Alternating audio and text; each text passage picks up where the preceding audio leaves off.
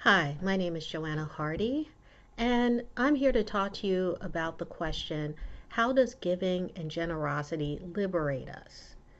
I thought about that question for a while, and I thought about a time here at MCCDC before Eclectic Praise and the Worship Arts Ministry was formed. I was asked to play my cello by a friend of mine who played guitar and sang, and I remember I was practicing with her and I was nervous. And when the time came to play during worship service, I got so nervous that my mind was spinning. It was like slow motion. I remember she kept playing the same chords on her guitar, trying to help me to know when to come in. I looked down and she was tapping her feet, trying to give me the beat. And I looked out into the congregation and I saw Dan Shellhorn, who's now is passed and used to be a faithful member of our community. And he was just smiling at me. He was just smiling. And that gave me strength to try. And I came in, and honestly, I don't even remember whether I even did well at all. But I just know that comfort removed that fear from me to give of my talent at the time. What held me back from giving freely of my talents was fear. Fear I wasn't good enough. Fear I'd mess up. Fear I'd sound horrible. I recall someone finally asking me, okay, if you mess up, what then? What was the worst thing that could happen? And then I remembered Dan's smile. I remembered MCCDC is a loving, supportive, caring, and safe community with giving people, giving of support and, yes, encouragement.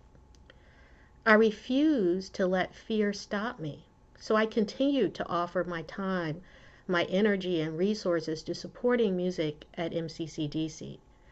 Before long, that fear that held me back started to fade away. I was liberated, and that liberation inspired me to give even more. When I was a part of the choir, there were times when, yes, we sang, but we were just singing the notes and the words. Sometimes fear would creep in. Were we going to sing that part that we kept getting wrong during the rehearsals? Was I going to hit that one note that I thought was too high for me? Can I please finally learn to clap on the beat? And will anybody notice that I'm not? But then there were the other times when that fear would just disappear. We felt it as a whole, the entire choir. I can't explain it. The Spirit just swept through the church, and suddenly, instead of being afraid of that hard part in the song, we all suddenly became anxious to sing that very part. I know whether it's financial giving or giving of time or of talents, I still struggle sometimes with fear.